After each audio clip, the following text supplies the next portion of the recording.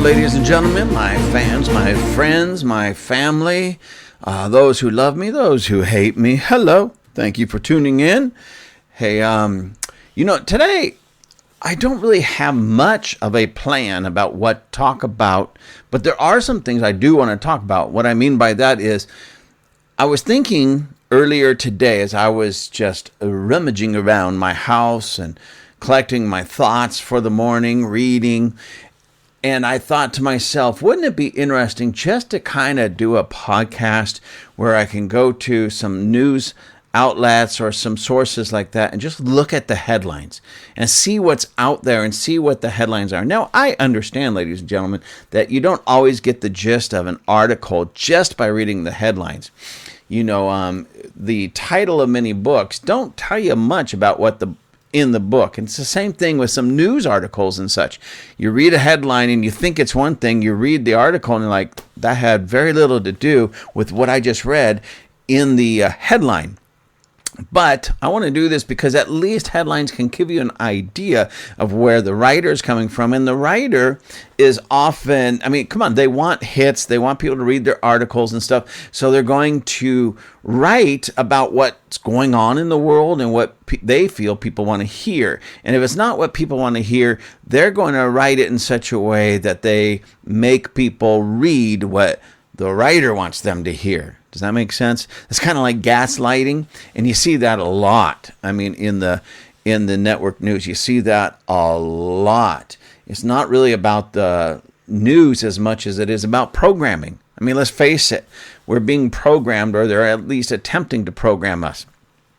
How do I know it's working? Well, we know it because it's clear when we see it, but how do we know if it's working or not? Are we giving into the programming? And unfortunately, I'm not going to say all of us, ladies and gentlemen, not all of us, but many are. Let me explain. Right now, what we see is there had been some elections going on, right? And we also have the primaries coming up, and there's going to, we're going into election season. And what's happening is, now hold on to your bucket seats, but in many places and in many ways, Democrats are winning some of these races. Now you say, well, okay, but what does that have to do with all of this? Well, let's think about it. Under Obama, under Biden, the Democrats have all but destroyed this nation. Let's face it. They have done some really, really, really goofy things and made life hard for all Americans. Trump comes into office and things automatically start getting much better. Listen, I'm just going to be honest with you. You have to be a fool not to realize how much better things are or were under Trump. I know, ladies and gentlemen, people are going to jump right to the gas prices. Oh, but what about gas prices? Okay, I don't like paying high gas prices, but I want you to remember something. I don't know why Americans have such bad memories. I want you to remember something. Under Biden, they were just as high. And all because of just Biden, in the sense of Biden and his failed policies. They're high right now under Trump because we're at war with Iran, and Iran is a major supplier of oil for the world. So that forces gas prices up, oil prices and gas prices up. So my point is, with Trump, I don't like it. I don't like paying high gas prices, but there's a reason and even a purpose behind it. Under Biden, and especially under Gavin Newsom. What's the reason and the purpose? Failed policies, and they just want more taxes. It's just the truth. So anyways, so we had Obama, really made a mess of things. We had Biden, made a mess of things. Trump comes in the first time, starts sorting it all out. Things getting better. Prices are going down. Gas was down at that time. We could afford eggs, ladies and gentlemen. And then Biden comes in because he won. Excuse me. Biden won the election.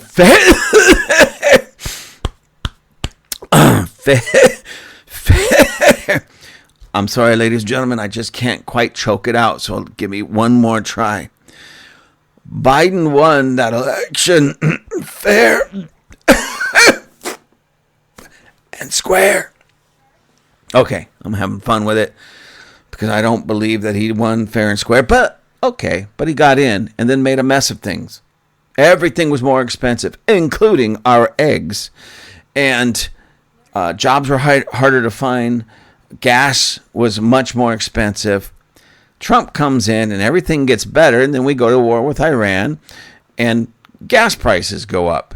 Everything else seems to be better. I go to the supermarket and I remember under Biden, I remember seeing those $9 a dozen eggs. So I go to the supermarket now, not as cheap as I would like it. Okay, not as cheap as it should be or as much as I like it, but a lot cheaper than Biden. So my point is on this. So what's the only thing that really the Democrats can point at in that sense in the economy? High gas prices.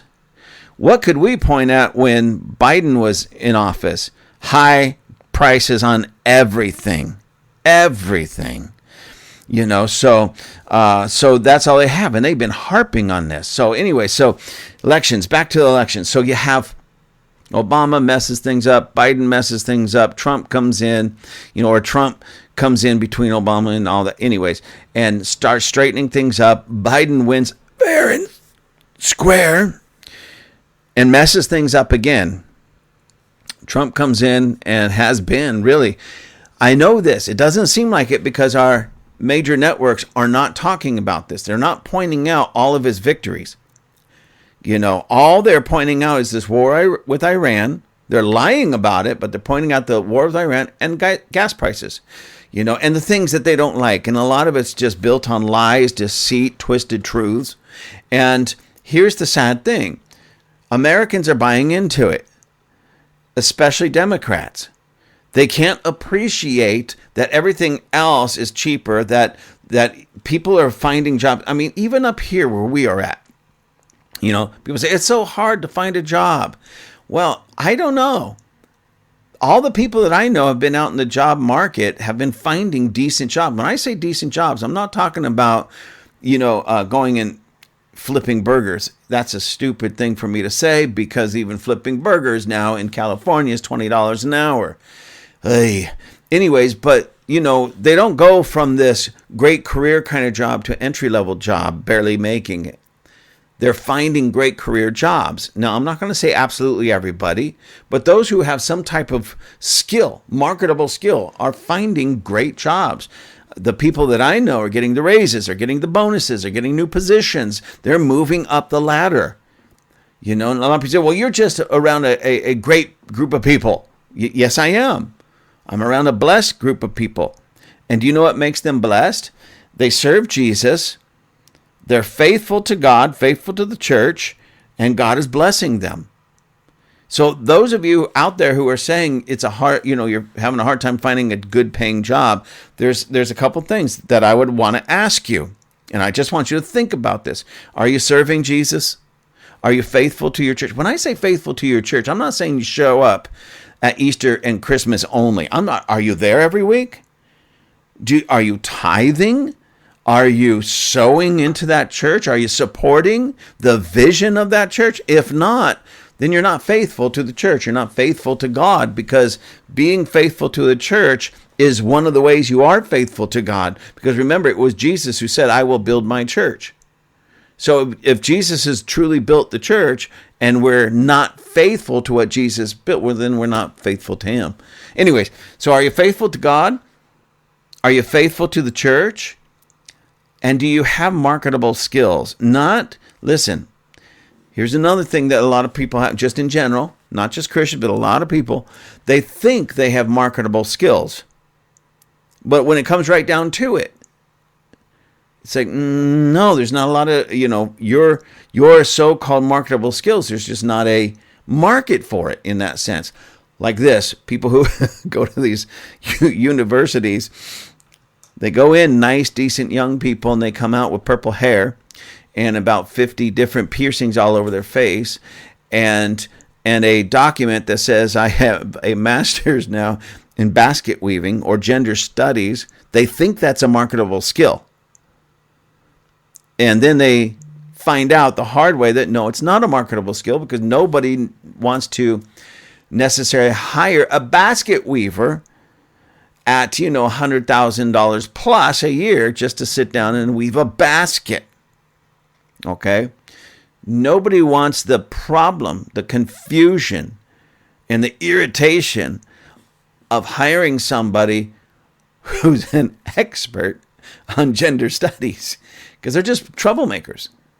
So maybe that's not exactly you, ladies and gentlemen, but I'm pointing that out because sometimes we have to understand what is and what is not a marketable skill. Those are not marketable skills. A marketable, I'll say it, skill is, nursing, welding, plumbing, heating and air conditioning, those types of things, and maybe even more technical things, mechanic, doctor, surgeon. Those are all marketable skills, and a lot of people, it was so sad, but there was a young person arguing with me over these types of things one time, saying that they worked in the fast food industry. So they had marketable skills. I said, what are those marketable skills? Well, I know how to cook burgers. I know how to cook fries. I know how long it takes to put the fries in the fryer. I know how long it takes to put those patties on the grill. I can cut tomatoes and whatever. And they were actually trying to convince me that those are truly marketable skills. Well, yes, admittedly they are, but only in a small select, portion of our world. In the fast food industry, those are marketable skills. But again, that's such a small, narrow niche that is, a person is probably not going to become a multimillionaire flipping burgers.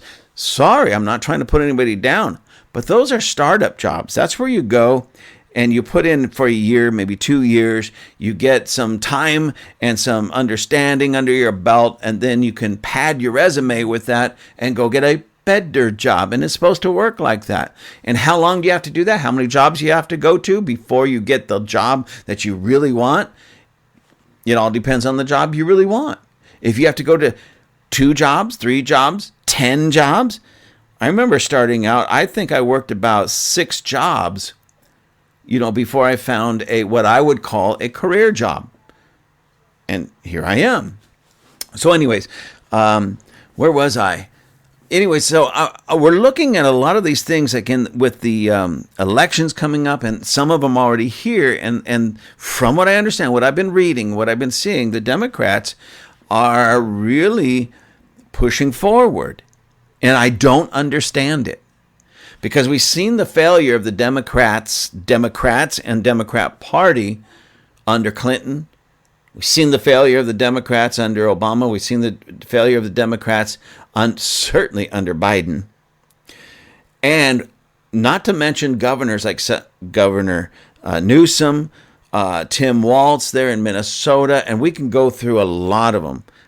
Absolute abject failures as governors. A lot of corruption, a lot of fraud, a lot of waste, higher prices, the influx of these illegal immigrants, or sometimes even legal immigrants, but where they put so much effort and time into the immigrants and not into the citizens, to where now the citizens are hurt and immigrants are living like kings, like it has been in Minnesota and in Michigan and even here in California. The failures of the Democrat Party, with LGBT and all that mess that's going on, getting those drag queens into storybook hour at schools and in libraries, higher taxes, far more regulations. Like in California, people, decent, good people, hardworking people, business owners are leaving California in droves because of the high taxes and all the regulations that Gavin Newsom is responsible for putting on them, and just the failure of Democrat policies in California that are put out there and penned and started by literal perverts in our government in California. And and then the whole time they're getting away with all this mess and doing it right in front of everybody. You have this young guy, Nick, I forget his name, Nick something, Nick Shirley, I believe his name is, that went and exposed a lot of fraud in Minnesota. Now he's in California exposing a lot of fraud. And they're actually trying to pass a law called what is being coined the Nick Shirley Act to shut him down. He's just exposing fraud. How so many are using our taxpayer dollars to pad their life and live a crazy life of luxury and such. And they're robbing from us. And he's exposing it. And instead of praising Nick Shirley, like the governor and the different ones in our in Sacramento and our state legislature, what are they doing? They're trying to pass a law to shut him up and shut him down, Nick Shirley. And possibly even put him in jail, because if he goes and he exposes his fraud, he's breaking a law now. Since when in the United States of America, truly, has anybody thought it was a bad thing to expose fraud and waste? And yet the Democrats who are behind it all are now trying to shut Nick Shirley up and people like him so they don't get exposed. And here's the sad thing about all of that is going on. All of that is out in the open. But they keep screaming about Trump and Iran. And everybody's focused on Trump and Iran because all these Democrats and our media is screaming about Trump and Iran and Trump's feud with Pope Leo, and they're getting away with all this fraud. They're sweeping it under the rug. And Democrats and liberals are now voting for these wicked, evil people in this wicked, evil party that are literally dragging us all over the coals. But, I know this, ladies and gentlemen, Trump derangement is real. I spoke a little bit about Trump derangement, Israel derangement, Jewish derangement. These are all real things that we're dealing with. And here's the thing. They don't even fully know why. They can spout all of these things. And here, isn't it interesting? They say things like this. Check this out. Trump's a pedophile. Prove it. I've had this conversation with many Trump haters. He's a pedophile and a rapist. Prove it. Not one person has been able to offer any kind of proof. Not one. Not one person has been able to offer any kind of proof. He's on the Epstein list. That thing. You can look this up. Bill Clinton exonerated. Bill Clinton himself. Monica Lewinsky, Oval Office, Clinton exonerated Trump, saying he didn't do anything. Bill Clinton, when he was on his deposition, says, I just want to say that, that President Trump, he didn't do nothing out there. He's clean as a whistle. He didn't do anything. Now me, I'm a pervert, but President Trump, he didn't do nothing. Okay, I'm having fun with it, ladies and gentlemen. He didn't quite say it like that, but basically he exonerated him. Others have come out and exonerated him. The people that really know what's going on, all have exonerated him. Trump's clean when it comes to Epstein. I know, and there's still people out there screaming. Prove it. Well, he was a rapist. Prove it. You got some lady accusing him of rape, right? The moment I saw that woman's picture, now, I hate to sound like this, but this is just really true. We got to start thinking about these things. There was no proof except a woman whining about something that happened like 20 plus 30 years ago, whatever it was. No proof. And then you look at her and you look at Trump's wife, Melania, and you're like, no, he did not rape that woman. I'm just going to leave it at that, ladies and gentlemen. So anyways, there's so much of this going on where it's Trump. Nobody's providing proof of anything. It's like all these people say, he's engaged in an illegal war. There's nothing illegal about it, ladies and gentlemen. It's like we had no reason to go in there. When you see the Ayatollahs, the Ayatollahs, mowing down their own people. Up now, the numbers they're different depending on where you're getting your numbers. But the lowest number of how many people that the Iranian regime has killed, their own people, Iranians, citizens, the lowest number that I have seen is 30,000. But the biggest number that I've seen is 100,000. So anywhere from 30 to 100,000, and let's just take 30,000, because I believe that number is big enough and ugly enough, because even one is ugly enough. But 30,000, possibly upwards of 100,000. Again, we'll go with 30,000. So here's this guy mowing down, killing in the most brutal of ways 30,000 of his own citizens, and we have some dim-witted, cowardly, wussy Americans in our political realm, our governmental realm, media realm. Oh, this is illegal. He shouldn't have done that. We had no reason. He had 30,000 plus reasons to go in there. 30,000 plus. Not to mention well over 1,000 Americans that the Iranian regime had murdered Americans since the late 70s. Yeah, we had, so I'm going to go with some lowest numbers, okay, just to show you something. These are the lowest numbers. So 30,000 of his own people, the Iranian people, plus 1,000 of Americans killed through these Iranian state-sponsored terrorism acts since the 70s. So that's 31,000 reasons. 31,000 reasons why we should be bombing the crud out of Iran. Setting free the Iranian people who have literally been held hostage in their own nation since the late 70s. And there's way more, not to mention the acts of terrorism against our allies and even the people in that region. And what do you have? What do you have? The media. What do you have? Especially some of these. You know what, ladies and gentlemen? I don't really go to the movies all that often anymore. Not because I don't like a good night out with a movie, chilling, relaxing, but because there's fewer and fewer and fewer actors and actresses that I even care to see or hear from ever again.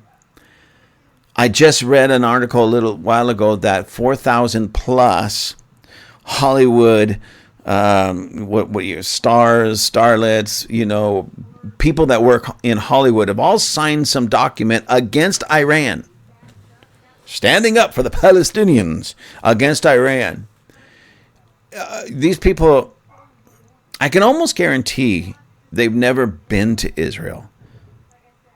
And if they would just go, just maybe they'd have a different idea. I've been to Israel many times, but okay, nonetheless, I'm not here for that. But nonetheless, there's this mantra, if you will, from the media, from the Democrat Party, from Hollywood, all aimed at Trump and also Israel, but not just Israel, for Israel, but to get at Trump primarily, And it's ugly and it's disgusting. And people can't see through that mess after everything that we know. You can't trust the media. We know that. You certainly can't trust the Hollywood elites. And some of them are not so elite. They just think so highly of themselves.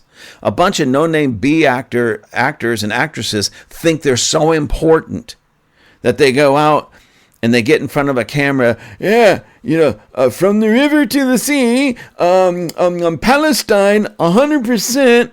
Israel, who? Netanyahu, who? And everybody's looking at him going, who are you? But you see, again, these are failed, has-been kind of actors and actresses doing this. And the only people that know who they are failed, has-been political figures and even citizens that follow these has-beens. I mean, I'm just telling you the truth, ladies and gentlemen. But it's gotten such a stir, especially on social media, that now a lot of what we would otherwise call conservatives are turning on Trump, turning on MAGA, turning on conservatism. I mean, it's not just the Tucker Carlsons, the Candace Owens. Well, and there's Nick Fuentes, but that guy was always a wacko. I mean, really, sicko.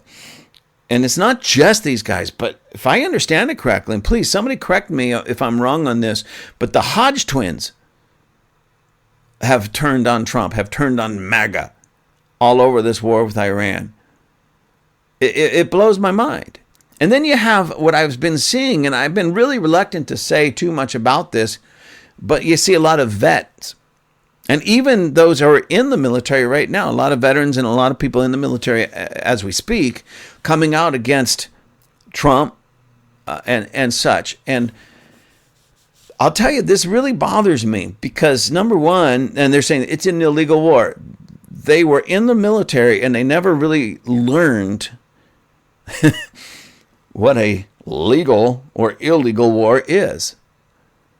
They didn't learn enough to see that when a nation such as Iran, the regime, not the people, but the regime, are killing Americans, that we should do something about it. And these are military vets. I have a problem with that.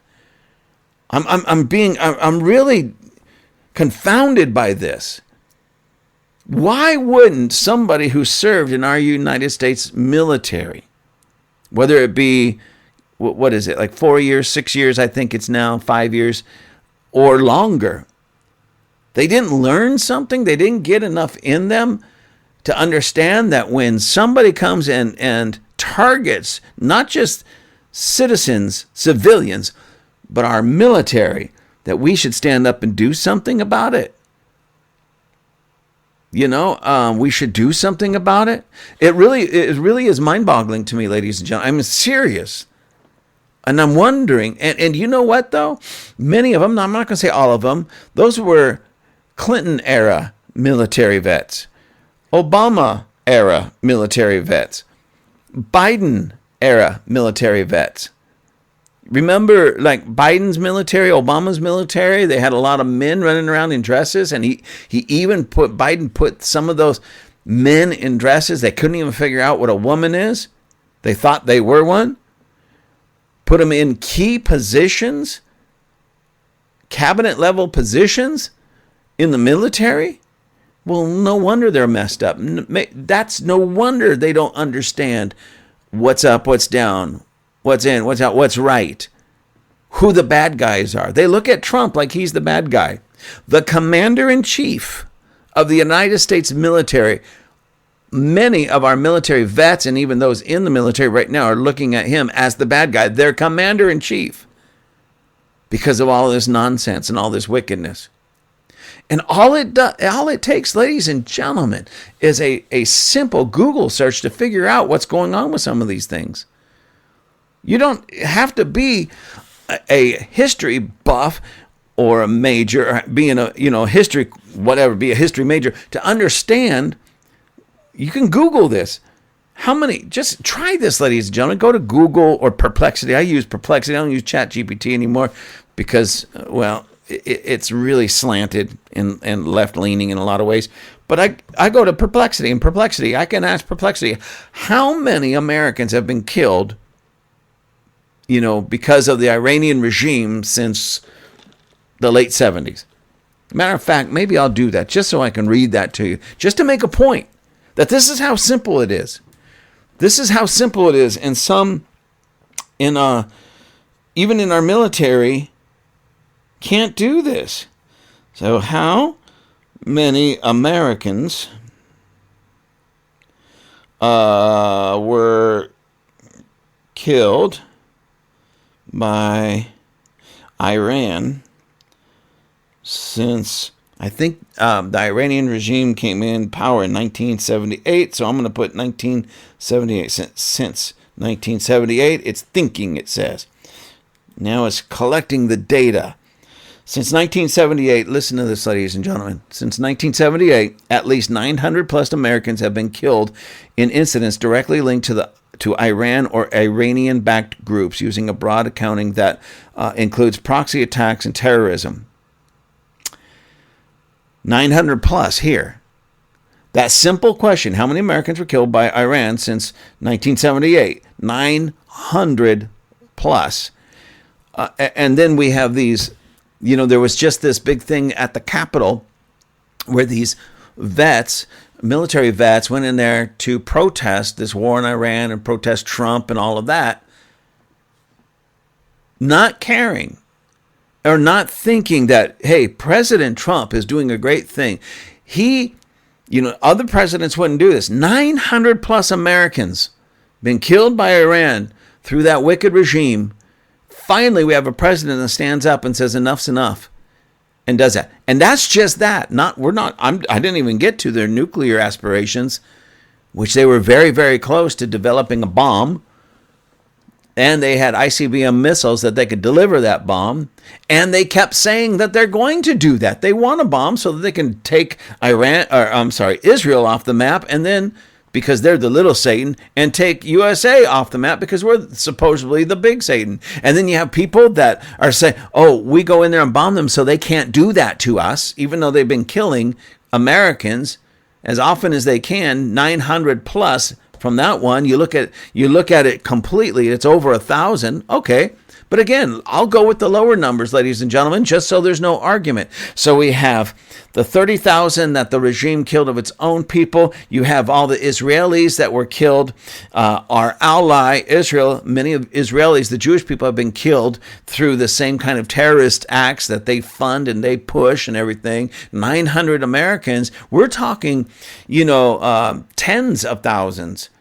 Not just the 30,000 of their own people, not just the 1,000 of our people, but worldwide, many. They don't like somebody, they'll just go send some terrorists. Here's $1,000. Send your child in there with an explosive vest and blow them all up because we don't like them. That's basically what it comes down to. So President Trump has the courage and the insight to do something about it, and even our own military. I mean, not everybody, of course not everybody. Of course not everybody, but enough that it gets the attention of our media. And it doesn't even make sense. It really does not make sense to me. It really doesn't make sense to me at all. Or you're hearing people that are, again, usually vets, but some actually still active. We don't want to send these people, our people, to go fight and die. And they say something stupid like this, for Israel. This war is not for Israel, ladies and gentlemen. It's not. It's to bring freedom to not just that part of the world, but to us, so we don't ever have to worry about looking up and seeing a missile coming down on us from Iran. Or we can go travel somewhere in the world, or even here, and not have to worry so much about terrorists that have been funded by the Iranian regime out to kill us just because we're Americans. I don't know. I like to be able to go to different parts of the world and not have to worry that some terrorist is going to blow me up just because I'm an American and being funded by the Iranians. And then again, we have, this is an illegitimate war. I don't know, it looks legitimate to me. And we're kicking butt and we're winning. And here's another thing. A lot of people say, well, he stopped, he didn't finish. Of course, there was a ceasefire. And we all know, every one of us know, same thing with President Trump. They're not going to abide by the ceasefire. And guess what? When they don't abide by the ceasefire, we'll start pounding the crud out of them again. And rightfully so, until they do not have the ability to harm anybody else. Us, thousands of miles away, or their own people in the same town. All right. Well, let's get back to this. Because we don't hear a lot of this being talked about in our media. So you think, why does President Trump have to open his mouth so much? Why does he have to tout all of these things? Why does he have to brag? Well, because the media isn't doing their job. They're not telling us the truth. They're not telling us the full story. They're not telling us how much good this war is done already.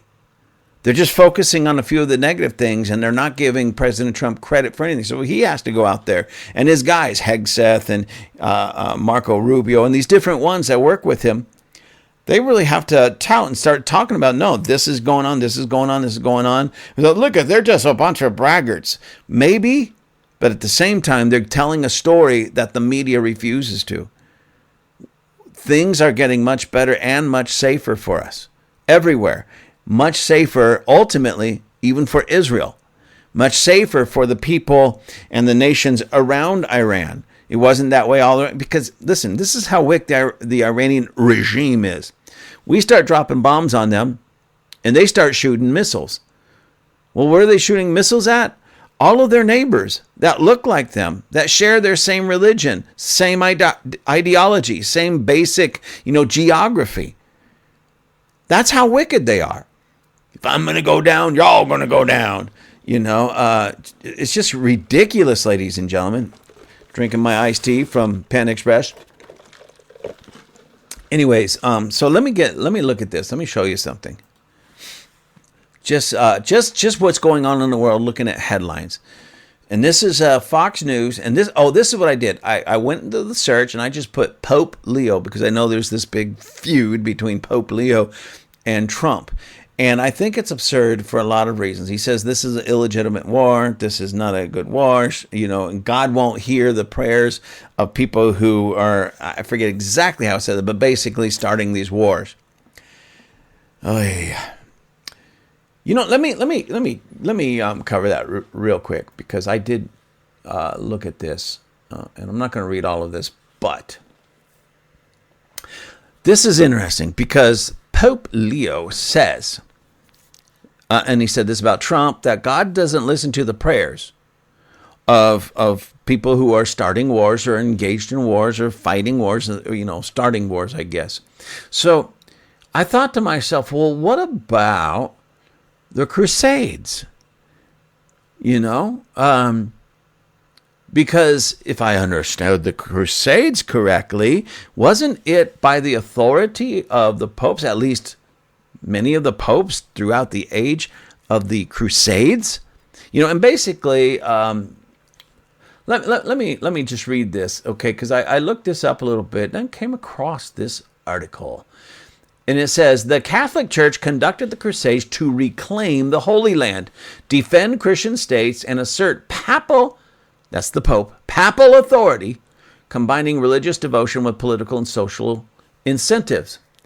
So the Catholic Church, because of the Pope, says, let's go march on Jerusalem, especially the Holy Land, and kill all the Muslims and reclaim the Holy Land, especially Jerusalem, for the church, for us Christians.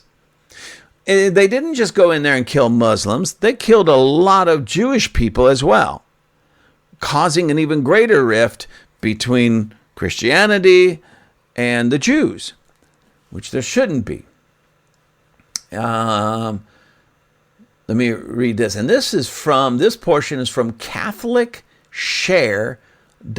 Now, I don't know, I'm assuming that's a pro-Catholic site, but it says CatholicShare.com. The Crusades were framed as holy wars to reclaim Jerusalem and other sacred sites from Muslim control, emphasizing the spiritual significance of the Holy Land tied to the life and death of Jesus Christ. Pilgrimage to these sites had long been a cherished practice, and their loss was seen as a profound spiritual wound. The church, now listen to this, ladies and gentlemen. This is from, again, CatholicShare.com. I don't know if that's pro or anti-Catholic. That's just what it is, CatholicShare.com. And it says this, and I know this is true, not just because of this one site, but because I've read this before, and many of us also have. So it says, the church offered indulgences, promising forgiveness of sins to those who participated, making the campaigns an act of penance and devotion. The concept of a just war, rooted in the teachings of St. Augustine and later developed by St. Thomas Aquinas, provided theological justification requiring legitimate authority, righteous cause, and proper intention. And that's part of this overall article, talking about the religious motivations for going to war, to take Jerusalem and the holy sites back from the Muslims who were then at that point there and in power, take it back for them for just religious reasons. And so the church, wanting to get people to go fight, possibly die, offered indulgences. Now, if you don't know what an indulgence is, not like an indulgence in the sense like I'm indulging in this ice cream. Let's again, I want to do this just so you guys can hear this. What is an whoops, I spelled it wrong. Indulgence. It's thinking again. What's an indulgence? In Catholic theology, an indulgence is the remission of temporal punishment due to sins whose guilt has already been forgiven through confession and absolution. It draws from the Church's treasury of merit the infinite merits of Christ and the saints applied under specific conditions like prayers, good works, and pilgrimages. So if you do some good works, which I guess they consider go kill some Muslims in Jerusalem so we could take it back, they offered indulgences, which is this remission from temporal punishment due to sins. So you can commit a sin and murder the people there, and they offer this indulgence like, oh, we'll just wipe it away. Well, who are these priests or whoever offered that? The Pope that can do that. Anyways, here's another reason. Political and papal authority. Papal.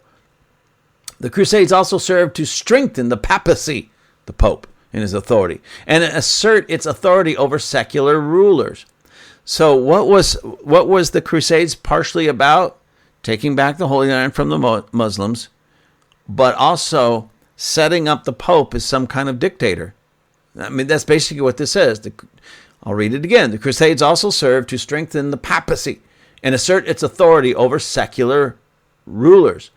Pope Urban II call for the First Crusade in 1095 responded to a request for aid from the Byzantine Emperor Alexios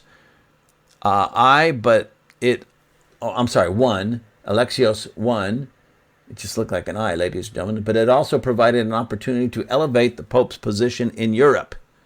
By leading a large army of volunteers, the papacy gained prestige and influence, consolidating its role as a central authority in Christendom. So as you could see, the Catholic Church, under the popes of that time, were engaged in warfare. Now, by what we know about the Crusades, was that really a just war? I mean, honestly. Okay, so we're going to go in there. We're going to kill a bunch of Muslims. We're going to wage war on the Muslims that were in Jerusalem. We're going to wage war on them so that we can get back our holy sites. So the pilgrims, the people who want to go and maybe, you go see the sites and pray and, for some spiritual reasons. So is that a just war in that sense? Okay, what about the popes here that wanted to assert their authority? Let me read this portion again. By leading a large army of volunteers, the papacy gained prestige and influence, consolidating its role in the central authority in Christendom.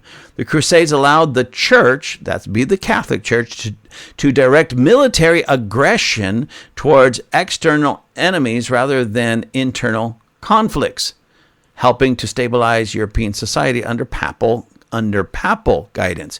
So basically, ladies and gentlemen, that's just a really nice way. And this is from their own stuff. This is their own stuff. Okay? So the Crusades were fought for various reasons. But one of the major reasons, not a minor reason, but major reasons, is so that the Pope of that time could basically become a dictator of Europe and take that dictatorship all the way into Israel. He wanted to be the dictator. He wanted to push his, to assert, as it says, his authority over secular rulers.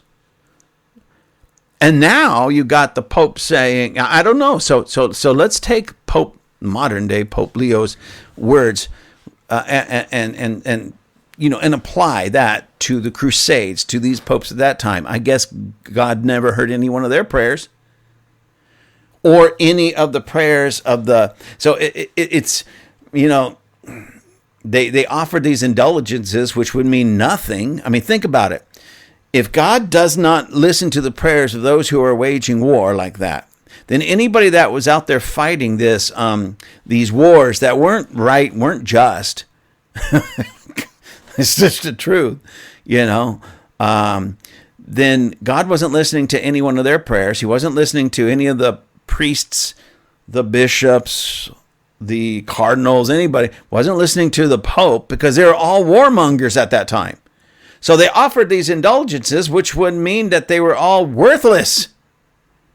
I mean, they are anyways, because it's not even biblical. It's not right, No man has the ability to usurp or override the word of God and what it teaches and say, oh, yeah, I know you're sinning and I know you're doing a bad thing, but let me tell you, we need you to go fight this war. We need you to sin for us, but we'll offer you an indulgence, which means it's like you never did it.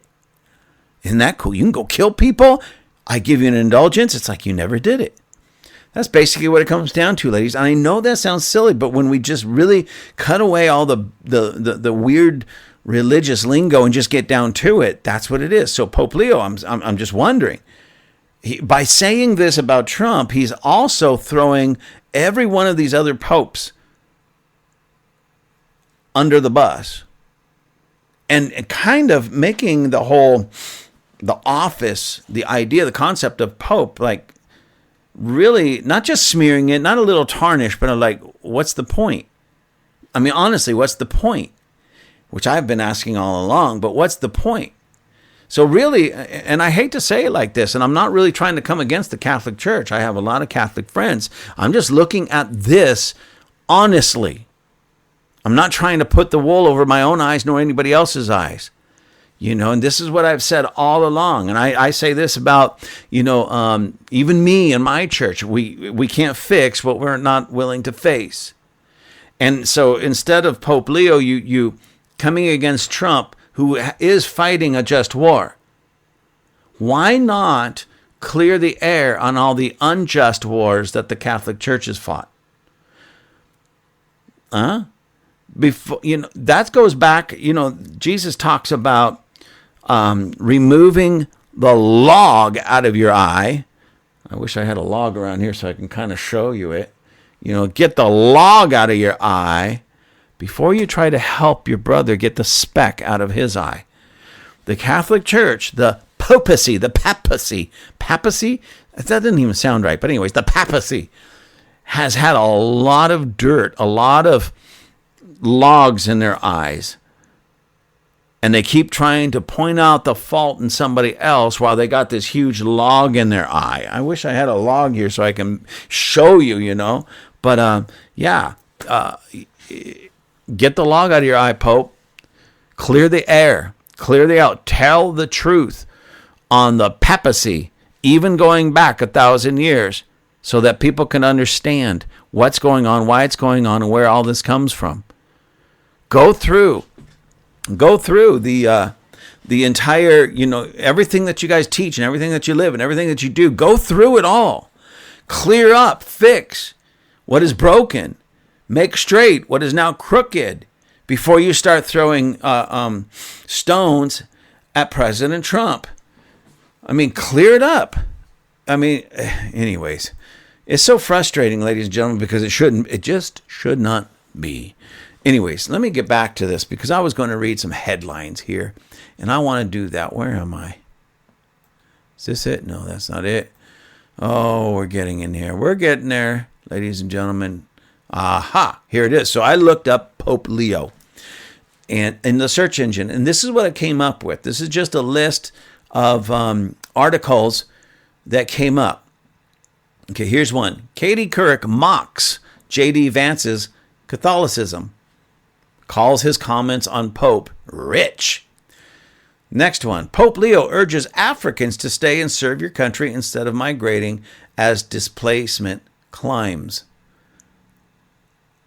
I've been to Africa many times, ladies and gentlemen, and there's some places that are so bad that, with warlords and all these different things, and I understand why Africans are wanting to get other places. So that's a little strange to me.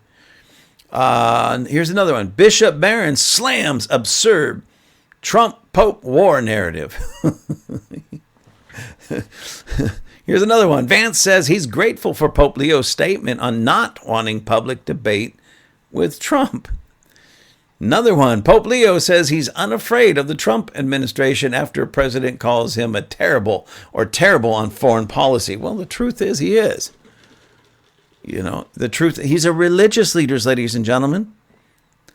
And he is not a political leader in that. And see, all the way back from, what was that, 1095, almost 1,000 years ago, with Pope Urban I.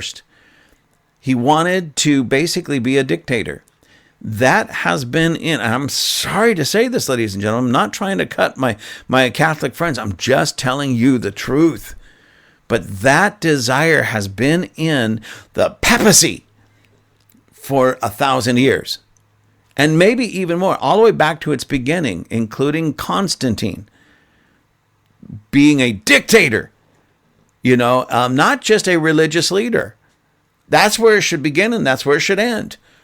And if it could begin and end there as a religious leader, similar to what Billy Graham was, Billy Graham didn't look for a political position or political clout, but he also was able to minister to and speak into and provide guidance to upwards of, I believe it was 11 presidents.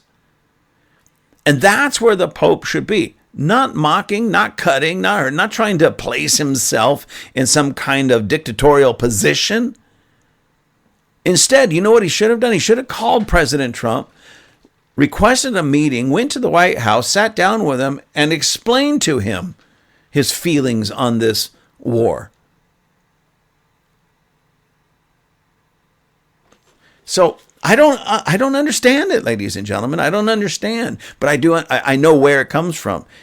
That spirit, if you will, that dictator-like spirit has been in the papacy for 1,000+ years. And that's just the truth. And when you're honest about it, you can see it. And when you're honest about it, you can actually fix it. But so few Catholics are willing to be honest about it. I mean, they have their head in the sand, but in a weird way. Anyways, a few more. Let's see. Pope Leo slams those who manipulate religion for military or political gain. Trump responds, Pope Leo, the Crusades, I just read about them. That's where the Pope of the day manipulated religion for military and political gain.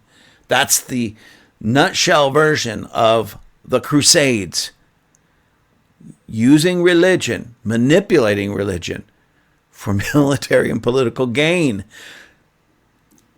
He's throwing his own religion and papacy completely under the bus, and I don't even think he realizes it. Right now he's tucked away in the Vatican, and he's very protected. Even when he's out and about, he's very, very, very, very protected. He's in a bubble, ladies and gentlemen. The reality is he doesn't understand what you and I go through. He doesn't understand what the Iranians go through. Somebody told him he could pick up the newspaper as much as you and I are. But again, then he doesn't really know. If he were to strip himself of that outfit of his and take that hat off and maybe walk among the people as a normal Joe, and they didn't know he was the Pope, then he would see things and hear things that he would never otherwise hear or see. Anyways, one more maybe. There's only 3 more. Pope Leo the 14th? Looks like it. To visit fastest growing Catholic continent during Africa trip. Great. Pope Leo calls out Trump's Iran rhetoric before last minute ceasefire emerges. He calls out his Trump's Iran rhetoric.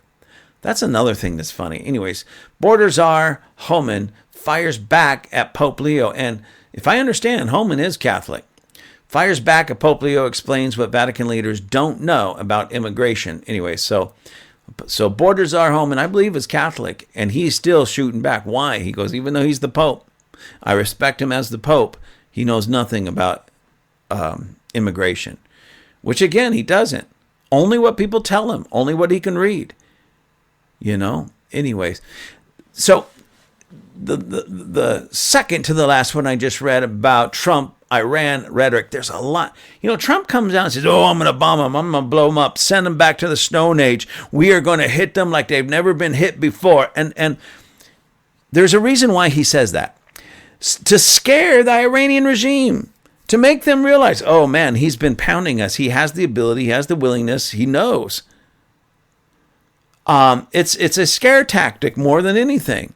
And even if it wasn't, you may say, no, that's just Trump and he's a jerk. Okay. But he's winning this war. So he says this to get the Iranians ruffled, and rightfully so, in a good way. And who jumps on it?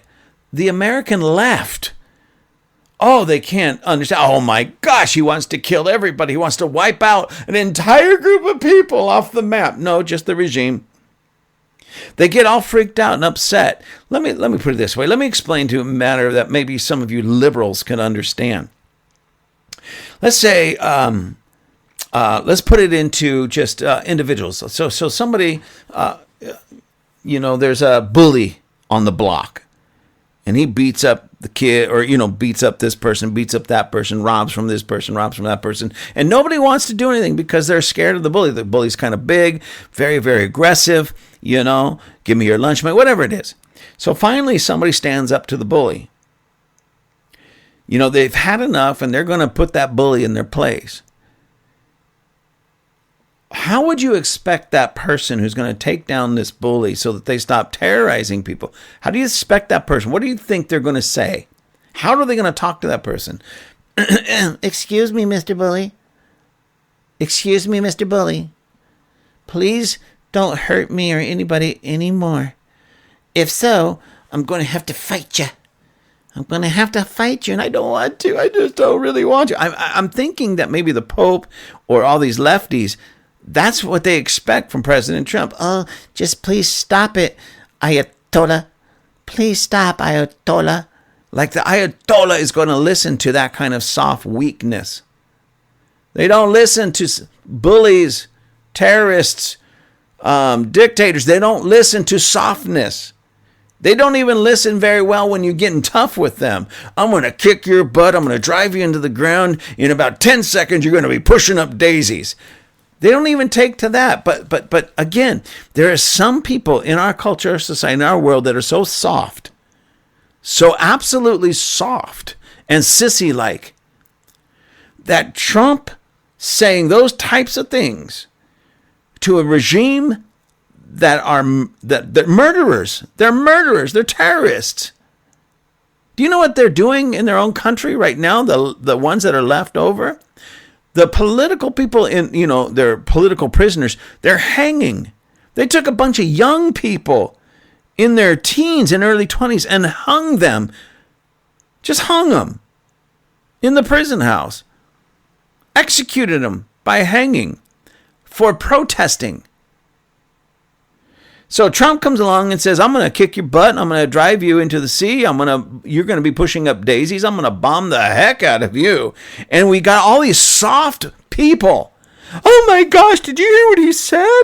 He's going to kill the Iranian regime. Oh my gosh, he's such a warmonger. He's so hateful. I can't believe it. I'm going to vote Democrat because they're as soft and wussy as me. Ugh, ladies and gentlemen.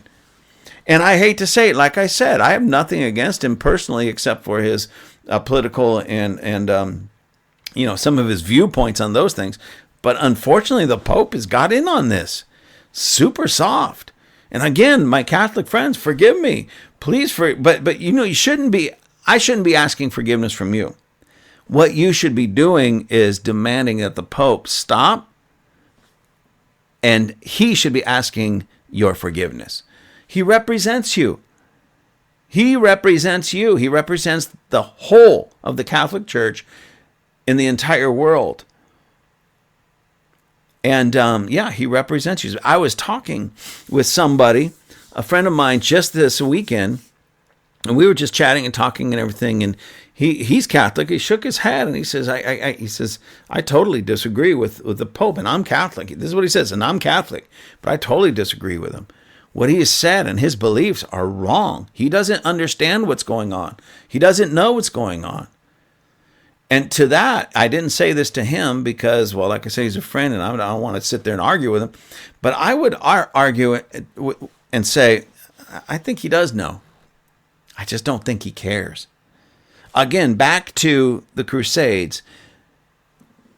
They've learned, in our modern age, they've learned how to extend and secure papal authority through other means. We can call it diplomacy, but it's still very left-leaning diplomacy. Like he went to these Muslim nations and buddied up to the Muslims and say, hey, we can all get along. We should just look at them a little bit differently, not be afraid of them. Even though it was the Muslims that strap bombs onto them and blow themselves up, killing everybody else around them. Iran attacked first. All of these Muslim countries are causing these problems with terrorists and such. And he's over there patting their back going, yeah, let's be buddies. Let's be friends. I don't know. I would be demanding, of these. I don't want to not be friends with a decent person, but I would be demanding, hey, listen, you guys are the leaders of a lot of Muslim people. Give me some assurances that all the terrorism is going to stop. You guys, think about it.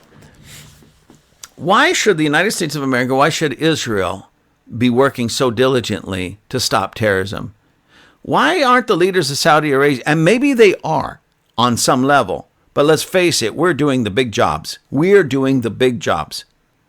Okay? So Iran has funded terrorism all over the world, even including against the United States of America, but also against the people there in that whole region. And we're the ones that have to come and clean up their mess in their backyard. Why didn't Saudi Arabia do that? Why didn't Kuwait do that? Why didn't Iraq do that? Why didn't, why is it that Lebanon and the Palestinians are firing on Israel instead of going and firing on Iran, who's starting the problem for everybody in that whole entire region? Why? You see, those are the problems that I have. So, Mr. Pope, sir, before you go down and make friends with all of these people, they're just people. They didn't do anything. Exactly. They didn't do anything. They didn't do anything. They sat back and watched their neighbor murdering people, killing people, doing acts of terrorism. And now you're over there shaking hands with them, all buddy-buddy with them. Typical leftists, ladies and gentlemen, typical leftists. Catholic, my Catholic friends, my Catholic people, you demand something. You deserve, I should say, something better. You deserve something better. Not some left-leaning pope, leader, a dictator, but somebody who stands truly on the Word of God and righteousness. Okay? And can really help not just you, the Catholic Church, but the entire globe. And what is this guy doing now? He's trying to make friends with our enemies. That's been tried over and over and over and over again. And it doesn't work. It really doesn't work. Anyways, ladies and gentlemen, I'm going to get off, but this is my rambling, and it's just so interesting to me what's going on, how it's happening, how it's going on, what's going on in our world, and how President Trump is taking all of these hits, stupid hits, and people can't see through it. All I got to do is look at, when I hear somebody, come against President Trump, I just have to look, consider the source. And if the source is some left-leaner or some compromise, if it's the source is like a Tucker Carlson, then I tend to believe the opposite. Just because these guys have really fallen to new lows. And I'm talking about the Democrat Party. I'm talking about these traitors from the conservative movement, from the MAGA movement, traitors to President Trump, traitors to the American people. Because it's not just President Trump. They're traitors to the American people. And including, I hate to say, I really do. But I hate to say, the Pope is wrong. Pope is wrong. So anyways, God bless you, ladies and gentlemen. I hope you have a fantastic day. I hope that, God really, truly, truly blesses you. And here's my prayer for you. And I'm just going to pray for you right now. Father, I pray that the blinders would come off of our eyes so that we all can see clearly, that our ears, our spirit ears, our natural ears will be cleansed so we can hear clearly. The filters that the enemy has tried to put on our own hearts would be removed so that we can understand and perceive clearly. Not through religious lenses, and certainly not through the left-leaning political lenses, but through the lens of Scripture, the lens of your Spirit, and the lens of truth, so that we can understand, see, hear, know, understand correctly and clearly the truth. So, Father, I thank you for it, and I bless everyone here in Jesus' name. Have a great day.